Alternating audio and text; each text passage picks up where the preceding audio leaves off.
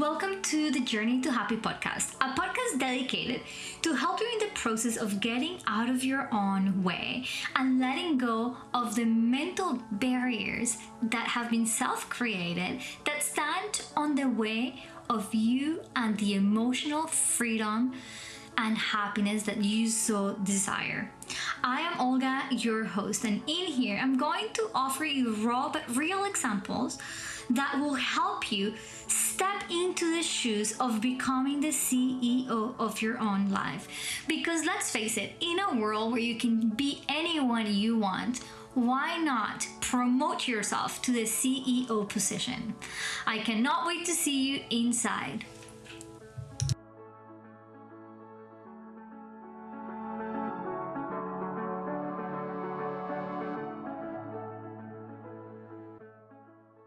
Hey guys, and welcome to this episode of the Journey to Happy podcast.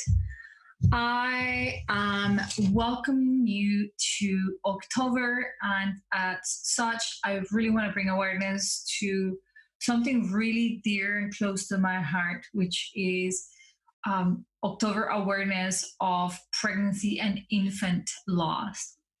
This is important to me because I have personally been supporting parents through this for the last 5 years. And in my experience, there isn't a lot of communication happening about pregnancy loss and infant loss. So I think it's important that we talk about it, that we talk about the discomfort, that we talk about how painful it is. And as a therapist who has been supporting parents through perinatal loss, pregnancy loss, infant loss, I want to give you, whoever it is that hasn't experienced this, the tools to cope with it better and support those parents in a more cohesive and authentic way. So this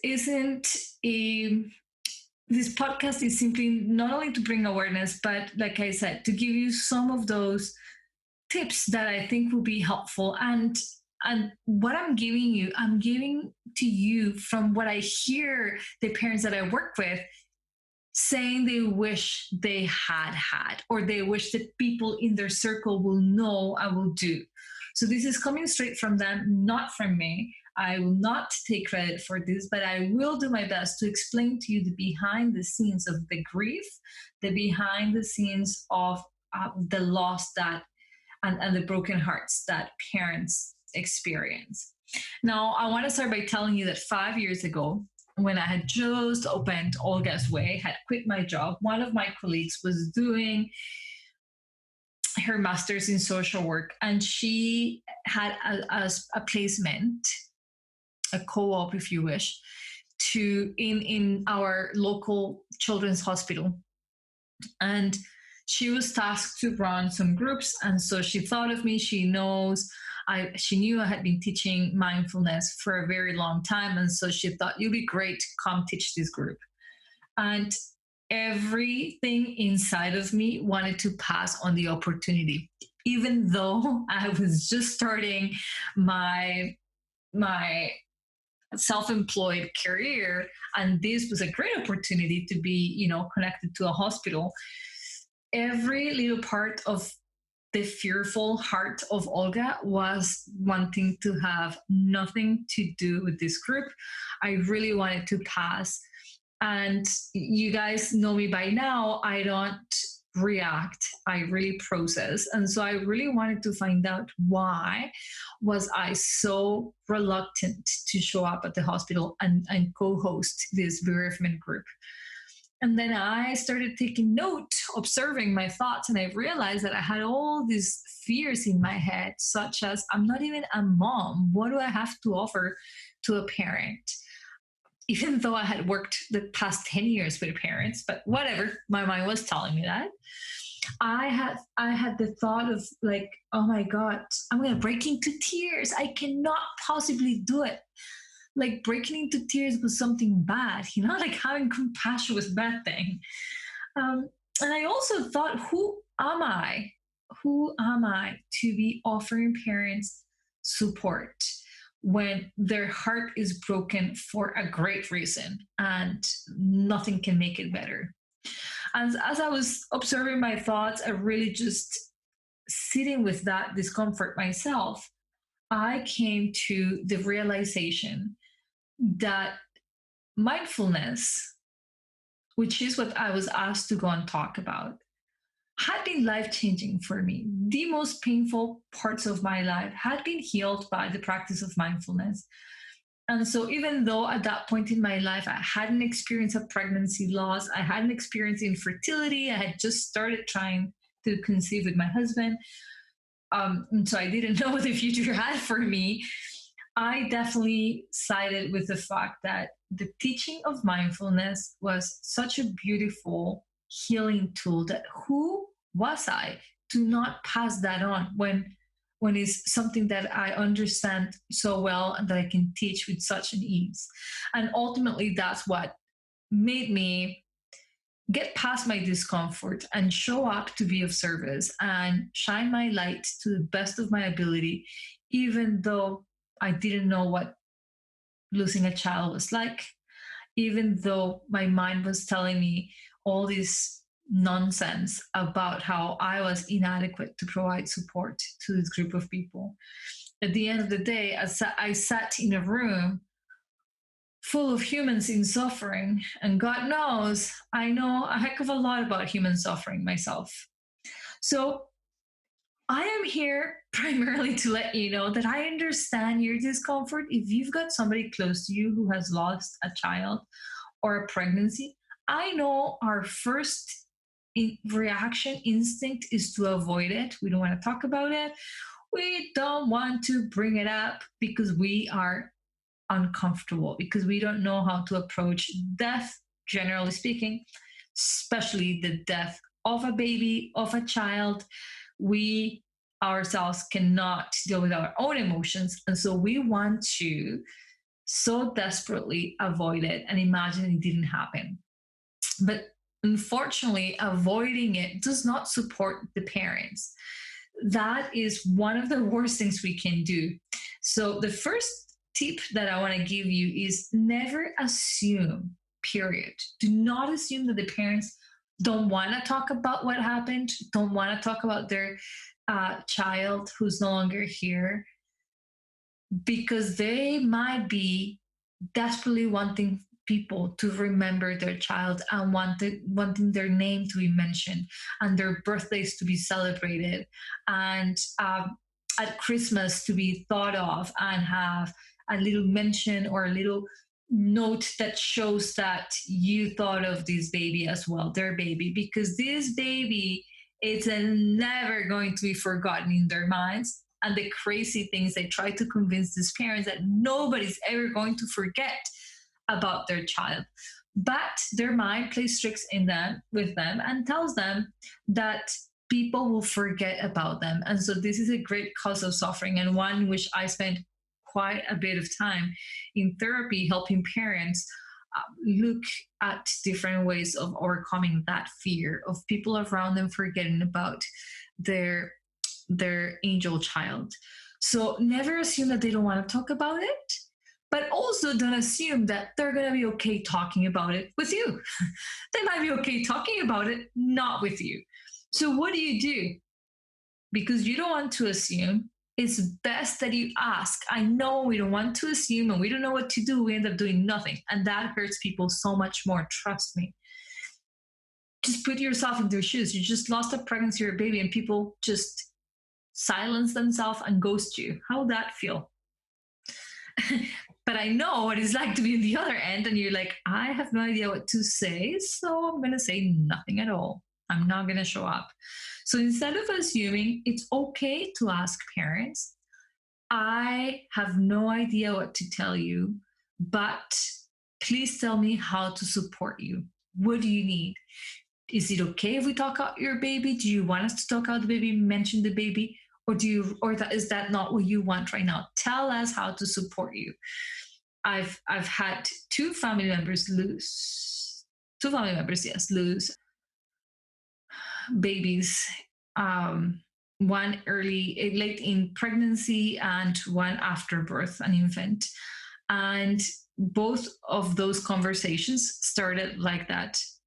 I am so sorry for your loss. I am sincerely, sincerely so sorry. I cannot imagine what this feels like in your heart.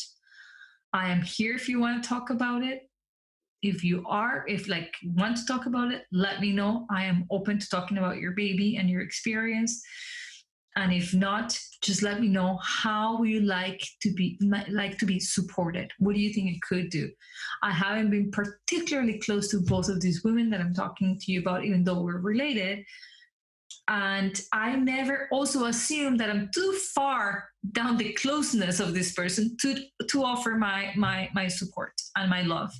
So that's something that I've encountered in dealing with grief, that people start thinking to themselves, who am I to be sad? Like, I wasn't that close to them. Maybe this shouldn't be hurting me so much. It hurts us, and it's okay to be hurt, and it's okay to take the time to process, and it's also okay to not assume that they don't want to talk to you, and that they know, oh, they should know I support them. Just really make sure you reach out. Make sure you're not assuming that they're okay talking or not talking. Let them be who guides this process of how you're going to support them. So, very important. Do not assume, but ask them how they want to be supported. If you're a woman trying to conceive and you have been experiencing the ups and downs, the roller coaster of emotions that can be so present when the expectations do not meet, when what you had in your mind and you had hoped for is not coming through, know that you don't need to go through those ups and those downs all by yourself. That it is completely normal to feel defeated and hopeless at times, but it doesn't have to be that way. I know because I've been there. As a mindset coach, I specialize in helping women like yourself go through those ups and downs only in a healthier, friendlier, and more compassionate way towards yourself. In a way where you can shift your mindset from being mean and bullying you to being understanding, compassionate, and helpful. I have walked many women, including myself, from a place of despair to a place of confidence and hope. I want to do that with you. I have created the perfect program that is holistic and combines therapeutic techniques as well as life coaching and mindset techniques that together help you go through this journey for as long as you want or as long as you are in the journey in a much healthier and supported way. Mindfully Trying to Conceive is a membership program that you can join for as low as $97, and you can be supportive immediately. Mindset videos on subjects that are very relevant to you and your experience, and Zoom calls to hear other women who are going through the same and talk about ways to problem solve these downs that feel so heavy. You're not alone, and this does not have to be a more difficult journey that already is. If you're ready to feel better, if you're ready to let go of comparison, if you're tired of feeling sad and unhappy about and while you wait for this baby, come to Mindfully Trying to Conceive. Learn actually proven techniques that will help you bring a peace of mind, hope, and confidence in this journey. You're not alone, and you don't have to do this alone. My name is Olga, and I cannot wait to see you inside the program.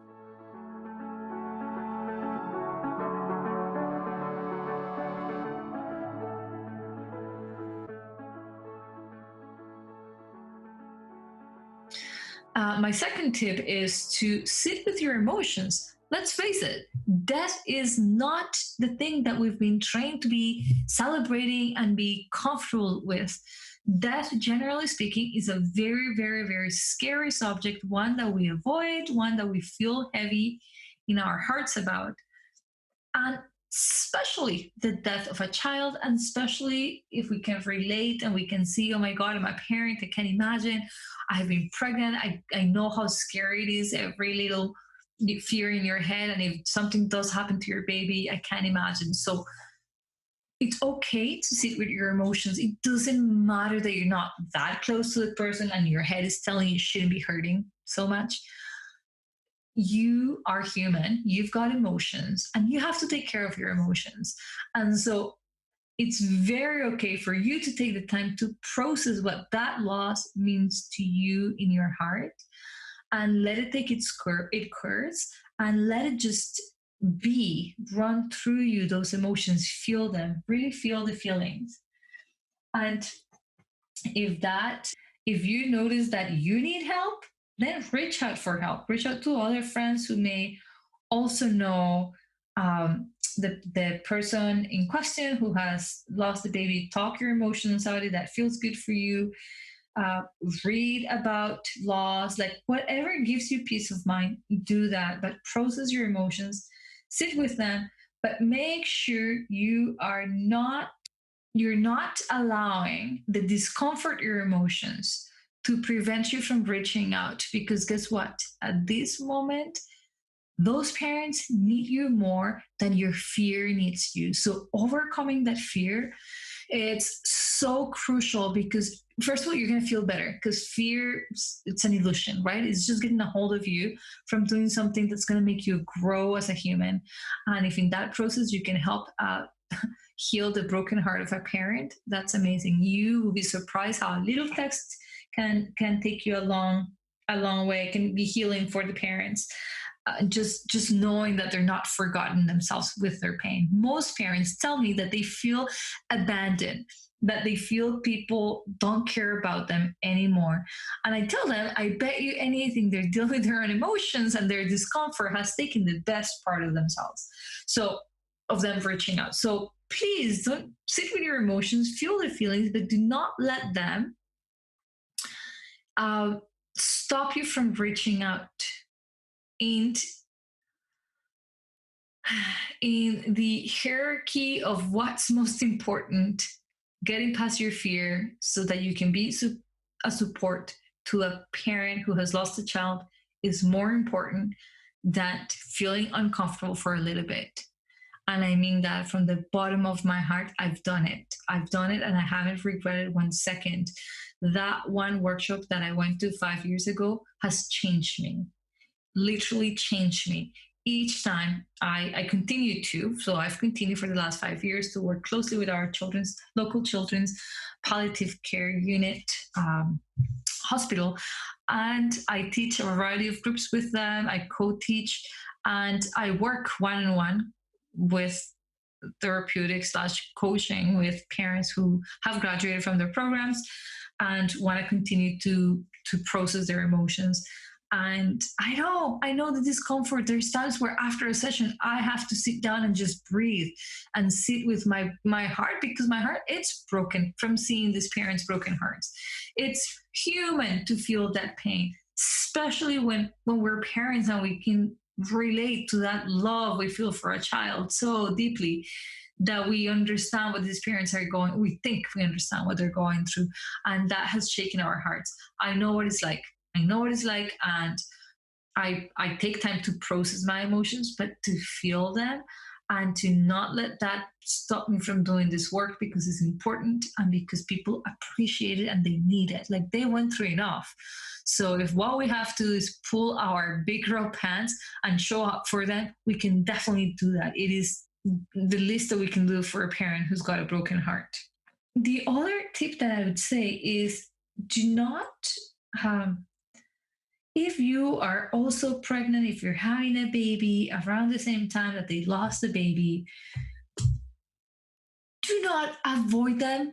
Do not be like, oh, we're not inviting her because she might be sad about this. Touch base with these parents. Talk about the big elephant in the room. They feel it too, they see it too.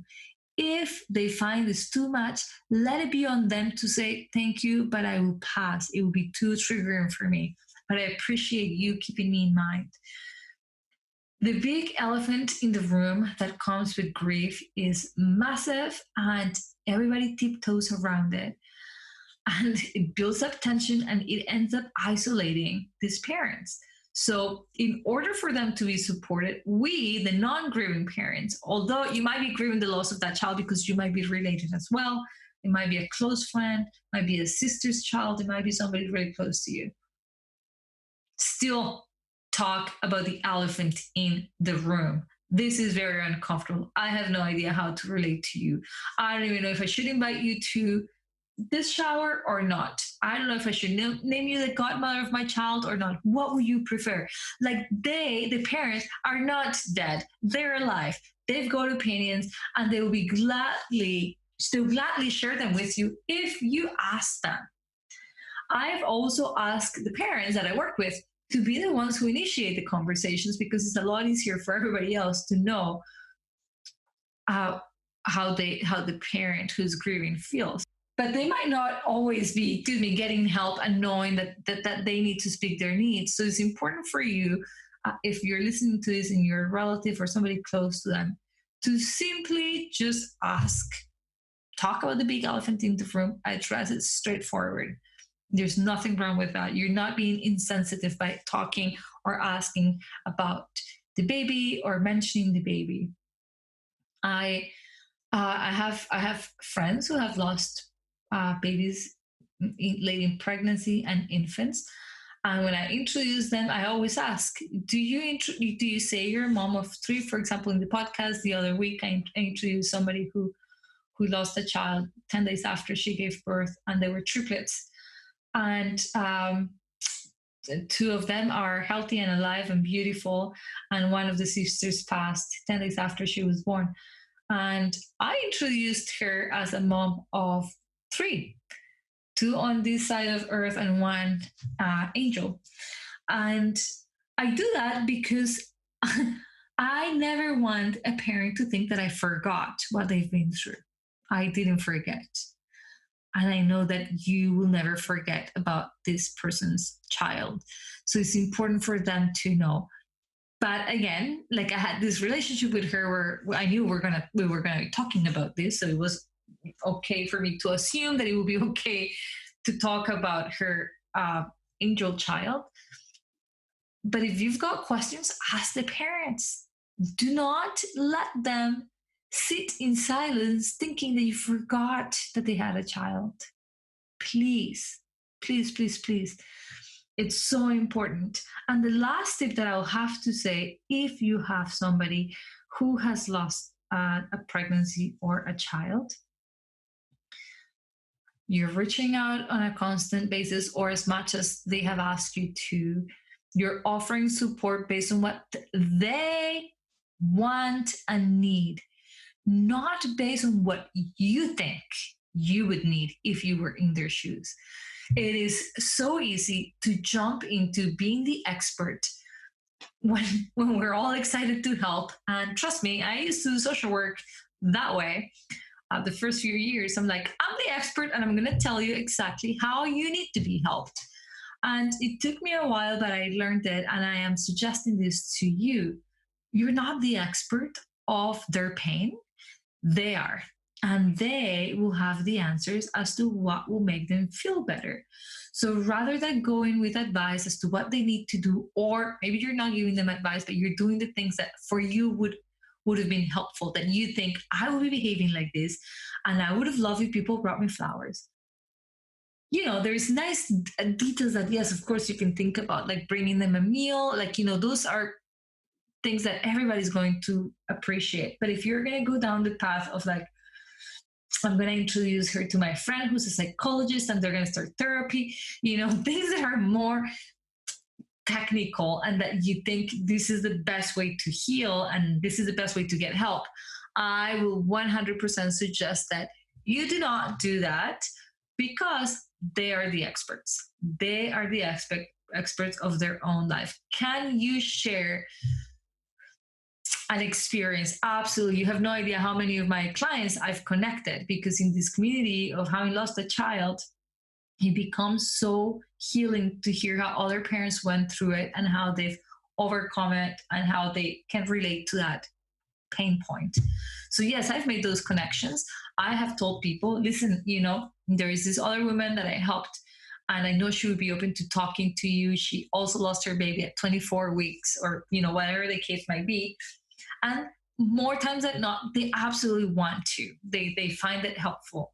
So if you've got things like that that you'd like to share with them, you either do it in a very, just putting it out there. You're very open and flexible, and you're simply acknowledging this might not be at all how they want to deal with things. This might not be helpful to them. They might not have your same faith. They might not want to pray.